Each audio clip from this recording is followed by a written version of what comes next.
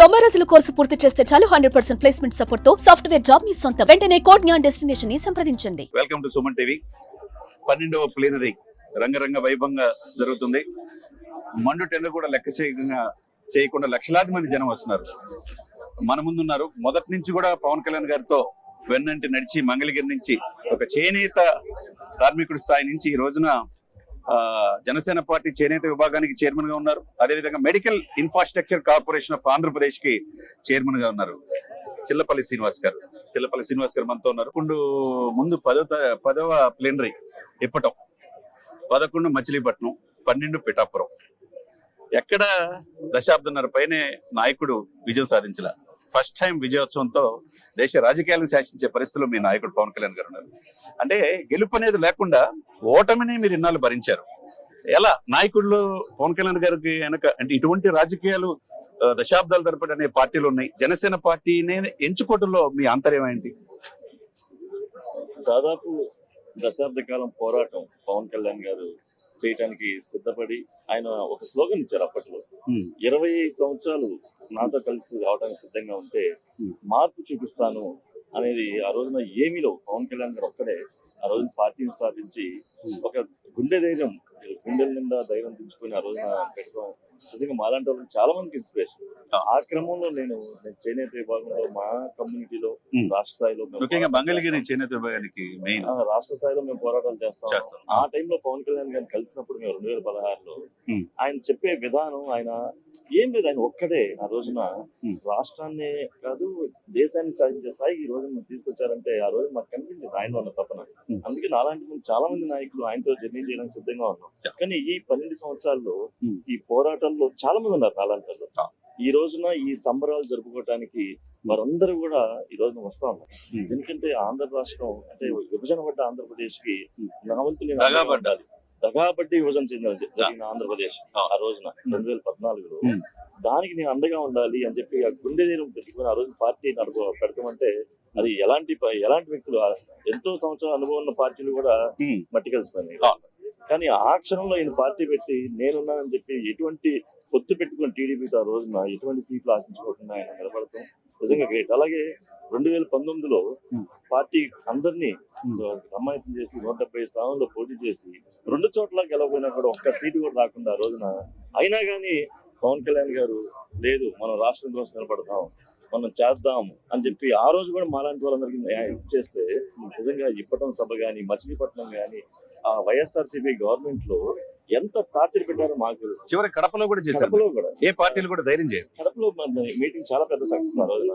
ఇప్పటం ముఖ్యమంత్రి ఆ రోజున జగన్మోహన్ రెడ్డికి కోతవేడి దూరంలో సభ ఆ రోజున బ్రహ్మాండమైన సక్సెస్. అంటే ప్రజలంతా కోరుకుంటారు పవన్ కళ్యాణ్ గారు కావాలి నిజంగా. అంటే మాకు ఏ మీడియా సపోర్ట్ లేదు, ఏ కార్పొరేట్స్ సపోర్ట్, యూట్యూబ్ ఛానల్ కొన్ని ఛానల్స్ మాత్రం యూట్యూబ్ ఛానల్ అంటే జన సైనికులు ఇచ్చేసే ఇదే గానీ ఆ రోజున ధైర్యంగా నిలబడి పవన్ కళ్యాణ్ గారు జన సైనికులు వాయిసే ప్రజల్లోకి తీసుకెళ్లారని ఆ రోజు చేయడం నిజంగా చాలా ఎన్నో కేసులు ఆయన పర్సనల్ టార్గెట్ చేశారు, ఫ్యామిలీని టార్గెట్ చేశారు, ఎన్నో ఇబ్బందులు పెట్టారు, మాలాంటి వాళ్ళ మీద ఎన్నో కేసులు పెట్టారు. అయినా కానీ ఈ రోజున ఆంధ్ర రాష్ట్ర భవిష్యత్తు ఈ రోజున ఆయన చేతిలో పెట్టిన పరిస్థితి నిజంగా సార్. అంటే కొంతమంది చాలా మంది రాబోయే 10 సంవత్సరాలు మేము ముఖ్యమంత్రి అనే సమయంలో వచ్చారు. 5 సంవత్సరాలనే సంక్షేమం మోటను అభివృద్ధి మర్చిపోయే తలకి 150 నుంచి 11 సీట్లకి పరిమితం చేశారు. దీంట్లో మీరు అందులో కీలకమైన రాజధాని దగ్గరలో ఉన్న మంగళగిరిలో ఉన్నారు. ఆ మంగళగిరిలో కూడా అక్కడ ఉన్న అంతకుముందు చేసిన ఎమ్మెల్యే అరాచకాలు కావచ్చు, తర్వాత కూతవేడిదోడులు తాడేపల్లి కావచ్చు, ముఖ్యమంత్రితో ఒక రకంగా మీరు డైరెక్ట్ గా పోరాడి నిలబడబట్టి ఈ రోజు జనసేనలో మీలాంటి వాళ్ళకి ఇంత 5-10 లోపే వయసులోనే మీరు మంచి అంటే మెడికల్ ఇన్ఫ్రాస్ట్రక్చర్ కార్పొరేషన్ అంటే మామూలు విషయం కాదు, మంచిది. అంటే ఆయన ఎమ్మంటే నడిచిన వాళ్ళకి రాబోయే 10 సంవత్సరాలు ఉజ్వలమైన భవిష్యత్తు ఉంటది అని చెప్పాడు. అదే సమయంలో మీరు ఆయనతో పాటు దాదాపు ఎన్ని సంవత్సరాలు జర్నీ చేశారండి? 2016 నుంచి ఆయనతో 9 సంవత్సరాలు ఎటువంటి పదవులు లేకుండా చేశారు. అనేక ప్రభుత్వ ఒత్తిళ్లున్నా, కేసులు పెట్టినా నిజంగా అంటే నేటి తరం రాజకీయాల్లో కూడా సార్ ఇప్పుడు జాయినింగ్ కూడా నిన్న కాక మన ఒంగోలు నుంచి 20 మంది కార్పొరేట్లు, తిరుపతి నుంచి 8 కార్పొరేట్లు, విజయవాడ నుంచి, ఉత్తరాంధ్ర నుంచి, అరకు, పాడేరు నుంచి ఎక్కడ ఒక ప్రాంతం లేదు. ఈ విధంగా వలసలు అంటే అందరి చూపు జనసేన వైపే ఉన్నాయి. అంటే ఉజ్వలమైన భవిష్యత్తు జనసేనలో ఉంటది అనేది మీరు అనుకుంటున్నారా? తప్పకుండా అండి. ఎందుకంటే ఈ రోజు మనం చూస్తున్నాం ఆయన నడవడిక, ఆయన నిజాయితీ. స్వయంగా ఇండియాకి, భారతదేశానికి ప్రధానమంత్రి, మూడోసారి ప్రధానమంత్రి మోడీ గారే ఆయన అభినందించిన తీరు, ఆయన నిజాయితీ, ఆయన క్రమశిక్షణ, ఆయన పాలసీస్, మనం ప్రజలకి బాధ్యతగా నిలబడ్డాం. ఈ రోజు మనకి అప్పచెప్పారు పదవి, మనం చాలా బాధ్యతగా ఉండాలి. మా అందరినీ కూడా సమాయత్తం చేసి ఈ రోజున ఒక చిన్న బీసీ కమ్యూనిటీకి చెందిన వాడిని నేను. ఈ రోజు మరి నాకు ఒక మెడికల్ కార్పొరేషన్ లో చైర్మన్ ఇచ్చారంటే మేము ఎప్పుడూ ఆశించలేదు, అడగలేదు.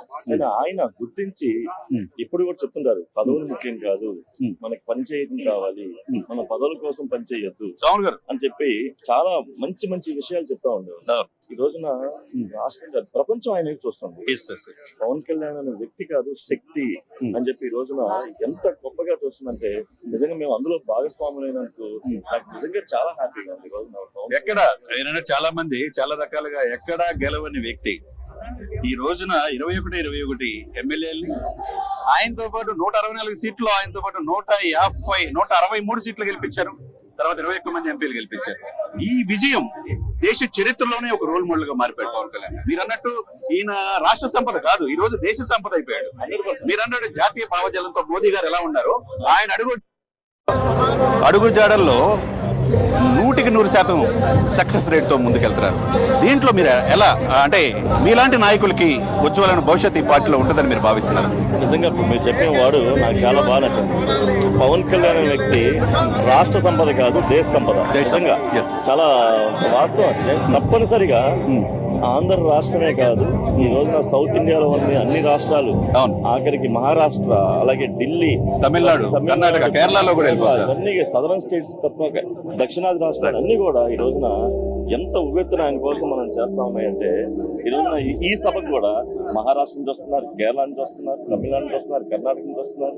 సరే, ఎప్పుడైతే 100 కోట్ల మంది హిందువులకు ప్రతినిధిగా హిందూ సనాతన ధర్మ పరిరక్షణ బోర్డు ఏర్పాటు చేయాలన్నారు, ఫస్ట్ టైం అనేక మఠాధిపతులు, పీఠాధిపతులు, స్వామీజీలు ఉన్న ఈ దేశంలో ఎవరు ఆ ధైర్యం చేయాల, నాకు పదవులు ముఖ్యం కాదు, నా పార్టీ కాదు ముఖ్యం, నా 100 కోట్ల మంది హిందువులు ప్రతినిధి అని చెప్పి అనుకున్నాడు. కాబట్టి ఈ రోజు దేశ మోదీ సరసన ఆయన పవన్ గారు తుఫాన్ అన్నాడు. అటువంటిది ఎవరికి ఉంటుంది సార్? ఈ దేశంలో ఏ ముఖ్యమంత్రికి లేదు. ఎందుకంటే ఈ రోజున ఆయన ఒకటే చెప్తాడు, నీ మతాన్ని ఆచరించు, పరమతాన్ని గౌరవించు. ప్రతిసారి అది చెప్తారు, పరమతాన్ని గౌరవించు, నీ మతాన్ని ఆచరించు. కానీ తన మతానికి ఏదైనా ఇబ్బంది కలిగిన రోజున ఈ రోజున హిందూ ధర్మం నిలబడాలని చెప్పి ఆయన నిలబడటం నిజంగా హ్యాట్స్ ఆఫ్. మీరు చెప్పినట్టు ఎంతమంది మఠాధిపతులు, పీఠాధిపతులు ఎవరు కూడా వాయిస్ రావాలి. ఈ రోజున 100 కోట్ల మంది హిందువుకి ఆయన ప్రతినిధిగా అయ్యారు. ఈ రోజున ఇక్కడ పిఠాపురంలో జరుగుతున్న మినీ కుంభమేళా లాగా జరుగుతుంది. అలాంటి స్లోగన్ తో అంటే అలాంటి భావం కలుగుతుంది మాకు. ఇంతమంది ఎక్కడెక్కడి నుంచో వస్తుంటే నిజంగా మొన్నే జరిగింది పెద్ద మహాకుంభమేళా. ఇక్కడ జనసేన పార్టీ మినీ కుంభమేళా ఇక్కడ జరగబోతుంది. థ్యాంక్ యూ శ్రీనివాస్ గారు, మీకు ఉజ్వలమైన రాజకీయ భవిష్యత్తు ఉండాలి మనస్ఫూర్తిగా సుమన్ టీవీ. Thank you.